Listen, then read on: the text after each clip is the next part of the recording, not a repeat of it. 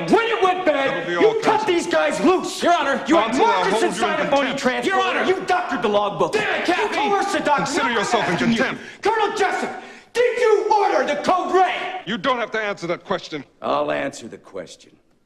You want answers? I think I'm entitled. You want answers? I want the truth! You can't handle the truth!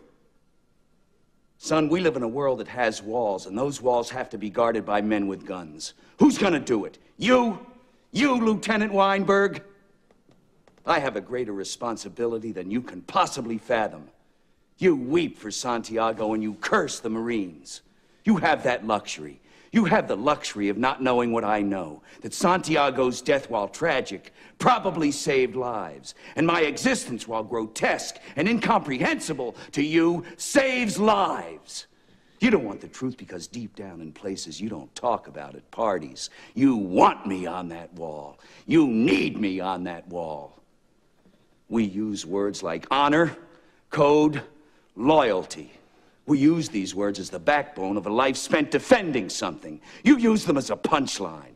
I have neither the time nor the inclination to explain myself to a man who rises and sleeps under the blanket of the very freedom that I provide, and then questions the manner in which I provide it. I would rather you just said thank you and went on your way. Otherwise, I suggest you pick up a weapon and stand a post. Either way, I don't give a damn what you think you are entitled to. Did you order the code red? I did the job. Did you order the code red? You're goddamn right I did! Can you walk us through the timeline of this, when it began, kind of point by point, and how much time elapsed? Again, we were on scene within a minute or a minute and a half, and we immediately arrested the suspect in the back of the theater. From our first call to his apprehension was about a minute to a minute and a half.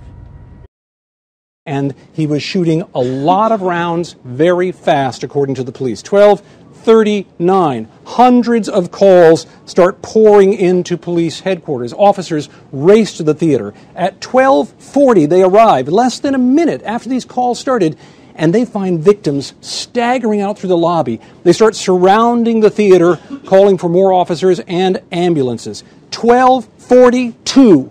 Some witnesses say the gunman is still shooting.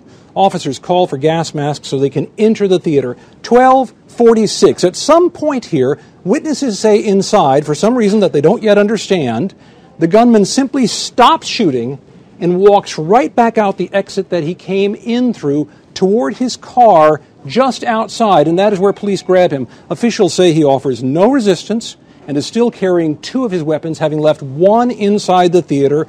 They say they also find a handgun inside his car, an additional one. They say in addition to all that, the vest and the gas mask that they said that he was wearing at the time, the suspect shown here at least, they say he was wearing a ballistic throat protector, a groin protector as well, and he was wearing black tactical gloves, presumably to hold the guns a little more securely. Simultaneously, other officers have now flooded into the theater that we were talking about earlier, and what they're finding is a scene of immense carnage, Wolf. At least 7 people are so badly wounded that they could not run at all. Some are children. Police say some cannot even be moved at this point. There's so much damage to them. People